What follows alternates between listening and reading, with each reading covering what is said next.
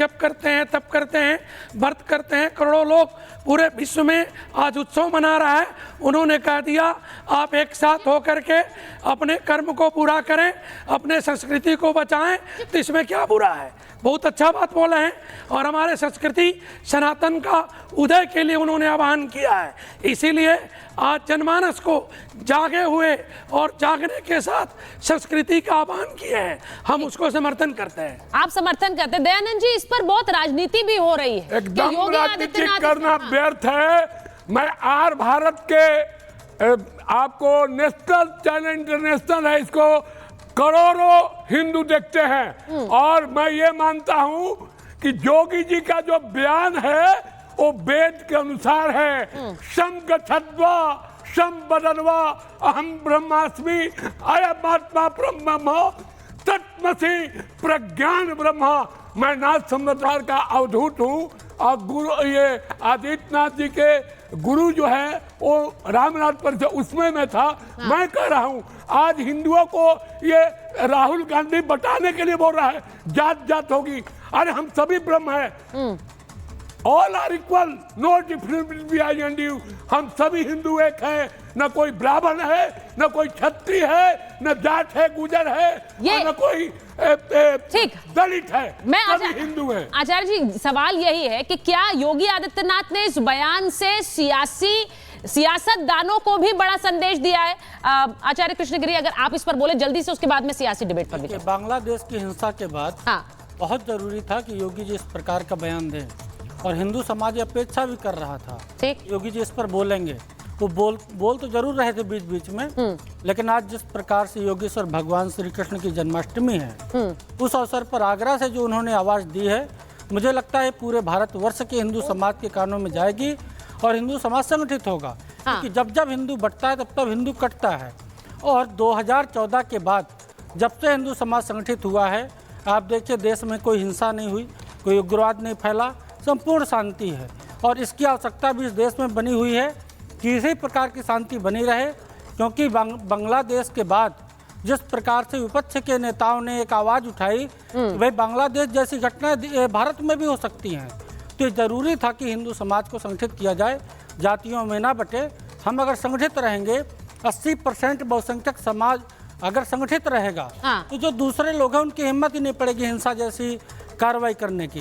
इसलिए उनका ये बयान जरूरी भी था और बहुत अच्छा बयान है, मैं इसका स्वागत करता हूँ। आप ये कह रहे हैं कि वो बयान जरूरी भी था। अब सीधी बात ये है, एक बार शिवम जी को और वरुण जी को स्क्रीन पर ले लीजिए। मैं इस पूरे डिबेट को जरा खोलना चाह रही हूँ, इसमें सियासी जो किरदार हैं उन पर जाना चाह रही हूँ।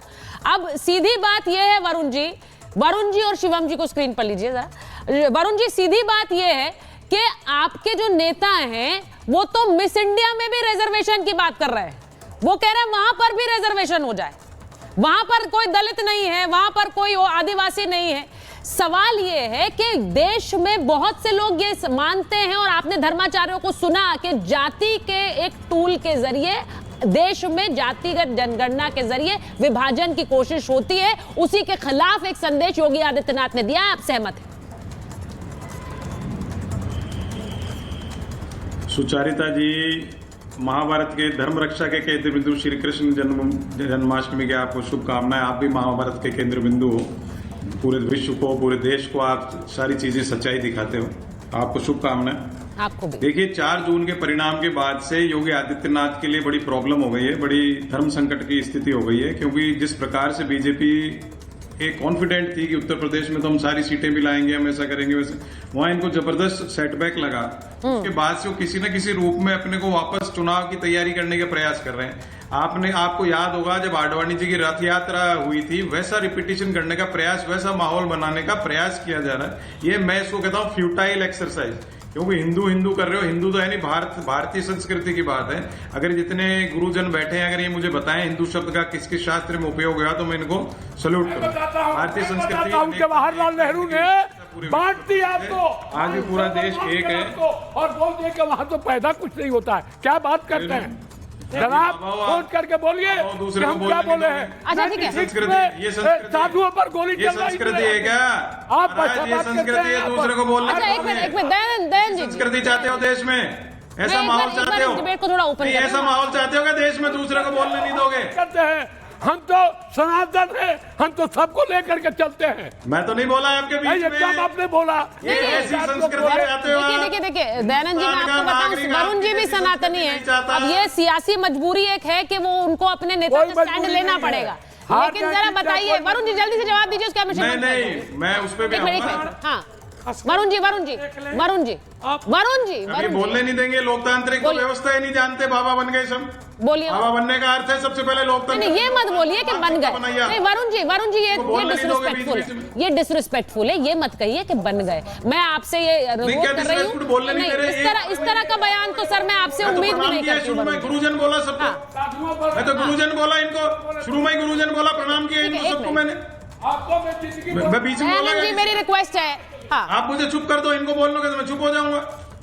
जी बोलिए वरुण जी, कंप्लीट करिए, मैं शिवम जी के पास जाऊं। देखिए, जो देश है वो आम जनता मानसिक की जो है ना, आर्थिक रूप से, मानसिक रूप से 2014 के बाद से प्रताड़ित हो रही है। और कौन प्रताड़ित हो रहा है? सबसे ज्यादा हिंदू प्रताड़ित हो रहा है। नोटबंदी से किसका धंधा बंद हुआ, किसकी फैक्ट्रियां बंद हुई, किसका रोजगार गया? हिंदू का गया।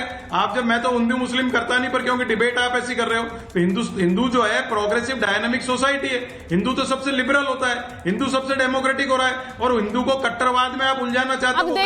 अब देखिए वरुण जी, आपने फिर से ऐसी बात कही जिस पर मुझे बोलना पड़ेगा। आपने कहा आप डिबेट ऐसी कर रहे हैं, मैं हिंदू मुस्लिम नहीं करता हूं, लेकिन आप डिबेट ऐसी कर रहे हैं। शिवम जी, समस्या सिर्फ इतनी सी है कि अगर बांग्लादेश से सीख लेकर एक संदेश दिया गया है कि यहां पर बंटना नहीं है, और बंटने के खिलाफ मुझे तो लगता है एकजुटता का एक संदेश है।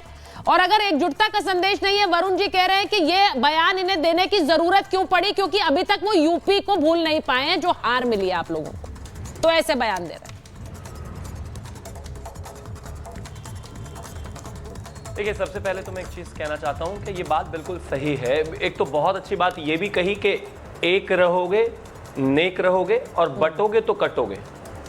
एक रह के दंगा करने के लिए नहीं बोला है, तो हम तो एक भी रहेंगे, नेक भी रहेंगे, लेकिन ये सच्चाई है कि बटेंगे तो कटेंगे। इसमें कहीं कोई शक है क्या? किसी को अगर इसमें थोड़ी सी भी गलती नजर आती है तो आप अंदाजा लगाकर देख लीजिए। जातियों में बटकर अगर किसी को फायदा होता है तो वो मुलायम सिंह यादव के बेटे अखिलेश यादव को होता है।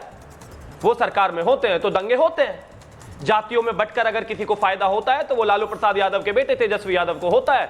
वो सरकारों में होते हैं तो भूरा बाल साफ करो का नारा देते हैं। ये तो रियलिटी है।